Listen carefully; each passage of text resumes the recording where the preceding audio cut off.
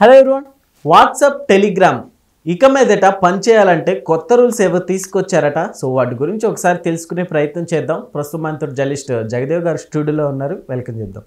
Hello sir. Hello Zakir. Yes sir, ఏంటి sir ఆ కొత్త రూల్స్? సైబర్ మోసాలు, సైబర్ నేరగాళ్ళు దందాలు చేస్తున్న నేపథ్యంలో ఇవి దృష్టిలో పెట్టుకొని మామూలుగా ఇలాంటి చేంజెస్ వచ్చాయనుకోవచ్చు, చేసే ప్రయత్నం చేస్తున్నారు. త్వరలోనే అంటే 2026 నుంచి ఇది అమలు చేయాలని కూడా కేంద్రం ఆదేశాలు జారీ చేసిందంట. టెలికాం రెగ్యులేటరీ అథారిటీ ద్వారా, ట్రాయ్ అంటారు. అంటే రీసెంట్గా మీరు వార్త విన్నారు లేదో, ఇక్కడ మన హైదరాబాద్ ఎర్రగడ్డలోనే ఒక డాక్టర్ తను ఫేస్బుక్లోను వాట్సాప్లోను పరిచయమైన డాక్టర్ ద్వారా, ఆయన డాక్టరు అటువైపు మరి ఫ్రెండ్ డాక్టర్ కాదు తెలియదు, మనం షేర్స్లో ఎంత అమౌంట్ పెడదాం అంత పెడదాం ఇది పెడదామని మాట్లాడుకున్నారంట. సరే అని చెప్పి ఈయన ఆల్మోస్ట్ 12 కోట్ల వరకు ఎంతో పెట్టాడంట షేర్స్ సంబంధించి. మంచి ప్రాఫిట్స్ కూడా చూపించిందట ఆవిడ. సో టోటల్గా అకౌంట్లో 34 కోట్లు ఉన్నట్టుగా చూపించింది. సరే షేర్ పంచుకుందాం, 12 కోట్లు 34 కోట్లు అయింది అంటే సరే వస్తానని ఇంకా అప్పటి నుంచి ఫోన్ పని చేయట్లేదు, రావట్లేదట. సో ఇట్లా చాలా సైబర్ జరుగుతున్నాయి. అయితే ఇక్కడ జనరల్గా వాట్సాప్ అనేది ఎలా పనిచేస్తుందంటే, డివైస్ ఫోన్ ఫస్ట్ దాన్ని రిజిస్టర్ చేసుకున్నప్పుడు ఏదైతే పర్టికులర్ ఫోన్ నెంబర్ ఉందో ఫోన్కి పిన్ ఒకటి వస్తుంది, దాని ద్వారా ఇన్స్టాల్ చేసుకుంటాం. మన దగ్గర ఇంకో వెసులుబాటు ఏంటంటే, అదే వాట్సాప్ని రీసెంట్గా మా ఫ్రెండ్ ఒకడు యూఎస్ నుంచి వచ్చాడు. వాడు వచ్చినప్పుడు ఏం చేస్తాడు, ఇక్కడ ఒక సిమ్ తీసుకుంటాడు ఇక్కడ మాట్లాడుకోవడానికి. ఆ సిమ్ తీసుకొని వెళ్ళిపోయేటప్పుడు ఆ సిమ్ తీసుకెళ్ళిపోతాడు అక్కడికి. కాకపోతే ఆ సిమ్తో కాల్స్ చేయడు. సిమ్తో కాల్స్ చేస్తే వాచిపోతుంది కదా, వాట్సాప్ కాల్ చేస్తాడు. ఎందుకు, అక్కడ లోకల్గా వైఫైయో లేదా స్థానికంగా యూఎస్లో తీసుకున్న సిమ్తోనో ఈ డేటా కనెక్ట్ చేసుకుని వాట్సాప్ చేస్తాడు. బట్ ఆ సిమ్ సిగ్నల్ అక్కడ పనిచేయదు. ఎందుకు, రోమింగ్ చేసుకోడు కాబట్టి. బట్ సిమ్ లేకపోయినా, దాని రోమింగ్ యాక్టివేట్ లేకపోయినా వాట్సాప్ మాత్రం పనిచేస్తుందిగా. ఈలో ఏం చేస్తాడు, ఆ సిమ్కి అది సిమ్ ఇంకెవరికి పోకుండా ఉండడం కోసం మినిమం బ్యాలెన్స్తో 100-200 చేయించుకుంటుంటాడు.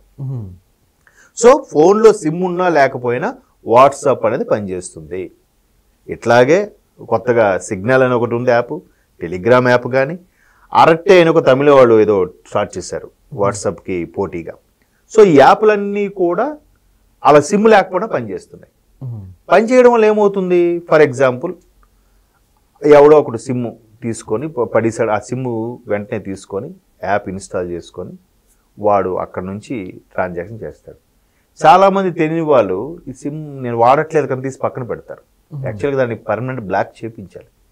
అలా చేయడం వల్ల అది సైబర్ నేరగాల చేతిలో పడింది అనుకో, వాడు ఏముంది మొబైల్కి ఓటీపీ వస్తే చాలు కదా, ఇన్స్టాల్ చేసుకోవచ్చు కదా. దానికి మెల్లగా ఎవడి పేరుతో ఉన్నది తీసుకొని వాడికి దొరికింది కాబట్టి దాంతో వాట్సాప్ ఇట్లాంటి ఓటీపీలు అన్నిటికీ వాడుతూ ఉంటాడు.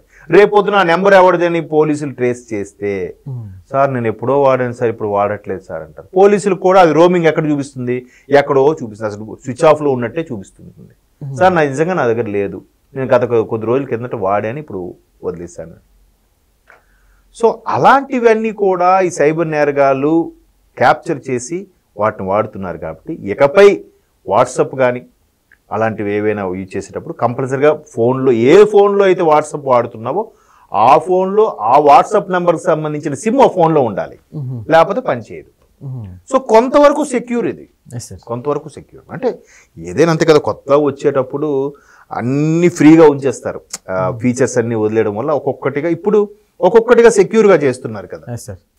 ఇప్పుడు వాట్సాప్లో ఉన్న ఫోటోని ఎవరు స్క్రీన్ షాట్ తీయడానికి లేకుండా, ఫోటో తీయడానికి లేకుండా కొన్ని రెస్ట్రిక్షన్స్ ఎలా అయితే పెట్టారో అలాగా 1 by 1 ఇంప్లిమెంట్ చేస్తూ వస్తున్నారు. ఈవెన్ చాలామంది మీరు అబ్జర్వ్ చేస్తే కొంతమంది ఈ దంతాలు నిర్వహిస్తుంటారు. ఏది డిపార్ట్మెంట్ వాళ్ళు కూడా నేను కొంతమంది చూశాను, బాబు ఒక ఖర్చు అవుద్ది 10,000 కావాలంటాడు. అందుకే వాళ్ళు డైరెక్ట్ కాల్స్ అయితే రికార్డ్ చేయొచ్చు అనే ఉద్దేశంలో వాట్సాప్ కాల్ చేస్తారు. వాట్సాప్ కాల్ రికార్డ్ చేయడం అవుతుంది, చేయొచ్చు. ఎలాగా, అప్పుడు ఈ వాట్సాప్లో ఎవరు మాట్లాడుతుంటే స్పీకర్ ఆన్ చేసి మాట్లాడితే ఇంకో ఫోన్తో చేస్తే అందులో అయితే అవ్వదు.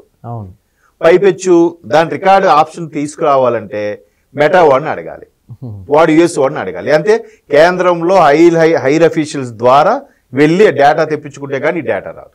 అంత ఎవడు చేస్తాడు, అంత ఖర్చు ఎవడు పెడతాడు, పోనీలే చిన్న వాడికి మనం అంత ఖర్చు పెట్టేందుకు అంత కేసులు ఇవన్నీ హడావుడు అవసరమా అని కాంప్రమైజ్ అయిపోతున్నారు.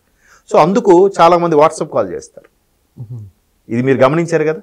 సో అట్లాంటివి మెల్లమెల్లగా ఇంప్లిమెంట్ చేయడానికి ఈ సిమ్ ఉంటేనే, ఆ ఫోన్లో ఆ సిమ్ ఉంటేనే పనిచేస్తుంది అనేలాగా జరుగుతుంది. సో చెప్తున్నాను కదా, రీసెంట్గా ఫ్రెండ్ వచ్చాడు, వాడికి ఎప్పుడు మాట్లాడినా కూడా ఆ నెంబర్కి నేను వాట్సాప్ చేస్తాను. బట్ అక్కడ యూస్లో వాడే నెంబర్ వేరు, ఈ నెంబర్ సిమ్ ఆడిదేరే ఉంటుంది. వాడు మినిమం రీఛార్జ్ చేసుకుని పెట్టుకుంటాడు, ఫోన్లో సిమ్ పెట్టాడు. వాడిది యాపిల్ ఫోను, సింగిల్ మాడ్యూల్ ఉన్న సిమ్దే యాపిల్ ఫోను. ఈ సిమ్ ఎందుకు పెట్టాడు. బట్ అందులో వాట్సాప్ ఉంది. బట్ వాట్సాప్లో కూడా 2 వచ్చేసాయి కదా. సెకండ్ ఆప్షన్ వాట్సాప్ వచ్చింది, నెక్స్ట్ బిజినెస్ వాట్సాప్ ఒకటి వచ్చింది. సో వాడి దాంట్లో యుఎస్ నెంబర్తో వాట్సాప్ ఒకటి ఉంది, ఇండియా నెంబర్తో వాట్సాప్ ఒకటి ఉంది. సో ఇండియా నెంబర్ వాట్సాప్ని ఆ సిమ్ అందులో ఉండదు, బట్ ఆ వైఫై కానీ డేటా కనెక్షన్లో వాట్సాప్ నెంబర్ వాడుకుంటాడు. ఈజీ కదా. అది చాలామందికి యూజ్ఫుల్ ఏమో, బట్ ఇలాంటి సైబర్ నేరగాల్లో చేతిలో పడితే మిస్యూజ్ అవుతుంది కదా. సో దాన్ని రెస్ట్రిక్ట్ చేయడానికి కేంద్ర ప్రభుత్వం నిర్ణయం తీసుకుని ఉండొచ్చు. చూడాలి మరి వాట్సాప్ ఎటువంటి నిర్ణయం, వాళ్ళు కూడా సపోర్ట్ చేయాలిగా. వాట్సాప్ పోలే మార్చాలి మెయిన్, ఇది సిమ్ ఉంటేనే పనిచేసేలాగా, లేకపోతే పని చేయనట్టుగా వాళ్ళే ఆ కోడింగ్ మార్చాలి. మార్చితే అప్పుడు అవుతుంది. టెలిగ్రామ్ అంటే మందే కాబట్టి మనం చేసుకోవచ్చు, అరటే మందే కాబట్టి మనం చేసుకోవచ్చు. మరి సిగ్నల్ ఎవరు మన కంట్రీ లేదు నాకు తెలియదు. సార్ వీటి వల్ల సైబర్ నేరగాల నుంచి కూడా ఈజీగా తప్పించుకోవచ్చు కదా కాస్త. కొన్ని సందర్భాల్లో వాళ్ళు ఏమంటే 100 కోటి ఉపాయాలకి, ఎగ్జాక్ట్లీ 100 కోటి ఉపాయాలకి అనంత కోటి దరిద్రాలని ఏది చిన్నగా మనం చంపేసినా దాని మీద ఒక వెంటనే ఎవడో ఒకటి చేస్తాడు. ఈవెన్ యాపిల్ 15 or 14 నాకు సరిగ్గా గుర్తులేదు కానీ యాపిల్ కంపెనీ దించిన 10 నిమిషాల్లో చైనాలో కుర్రోడు ఈ 14 సిరీస్లో బగ్ ఉందని చెప్పాడంటే 10 నిమిషాలు. వాడిని వెంటనే పిలిపించుకొని వాడికి ఎంత శాలరీ ప్యాకేజ్ పే చేసి వాడు ఉద్యోగులు పెట్టుకున్నారు. అరే ఇలాంటి వాడు మనకు కావాలరా అంటే అలాగ కనిపెట్టిన వాడు ఆ లూప్ హోల్ని పట్టుకొని ఆ యాపిల్ ఫోన్లు కూడా ట్రాప్ చేయొచ్చుగా. ఎందుకంటే మీకు గుర్తుందో లేదో 2024 ఎలక్షన్స్ ముందు సుమారుగా యాపిల్ ఫోన్ వాడుతున్న ఒక 70,000 మందికి యాపిల్ కంపెనీ వాడు మెయిల్స్ పెట్టాడంట, మీ ఫోన్లు హ్యాక్ అయ్యే ప్రమాదం ఉంది జాగ్రత్తగా చూసుకోండి అని. అందులో మంత్రి లోకేష్ గారి ఫోన్ కూడా ఉందంట. అప్పుడు ఒక న్యూస్ వచ్చింది. సో యాపిల్ ఫోన్ అంత సెక్యూర్ అని కూడా దానికే భద్రత లేకపోతే మరి సామాన్య ఫోన్ల పరిస్థితి ఏంటి? అందుకే వాళ్ళు ఎప్పుడు కూడా ఒక 10 మందికో 20 మందికో ఫోన్ కొత్తగా లాంచ్ చేయగానే ఫోన్లు ఇచ్చేస్తారంట. వాళ్ళ పని ఏంటంటే ఆ ఫోన్తో రకరకాల ఫీచర్స్ రకరకాల ఆడుకోవడమే. దాంట్లో ఏ మిస్టేక్ ఉన్నా ఏ బగ్ ఉన్నా వెంటనే చెప్పాలి. అదే వాళ్ళ జాబ్. అంటే అలాగా R&Dకే ఎంతో కొన్ని కోట్లు ఖర్చు పెడుతుందంట యాపిల్. అందుకే అంత సెక్యూర్గా ఉండడానికి ఛాన్స్ ఉంది. బట్ అయినప్పటికీ జరుగుతూనే ఉంటాయి. ఎవరో మేధావి పట్టుకుంటాడు, అదే పని అమ్మా ఇది ఎంత బాగా చేశారు, ఎక్కడో చిన్న లూప్ హోల్ దొరుకుతుందా అని పట్టుకుంటాడు. అది వాళ్ళు కనుక్కునేసరికి ఇక్కడ ఇంకోటి కొనుక్కుంటాడు. అప్పుడు చూద్దాం. అంటే జరుగుతూనే ఉన్నాయి, ఒక్కొక్కడికి ఇంప్లిమెంట్ చేస్తూనే ఉంది. ఏదైనా టెక్నాలజీ పెరిగే కొద్దీ ఇట్లాంటి దారుణాలు ప్రమాదాలు కూడా పెరుగుతూ ఉంటాయి. మనం దాన్ని జాగ్రత్తగా ఉండాలి, ఫాలో అవ్వాలి. Okay sir, thank you.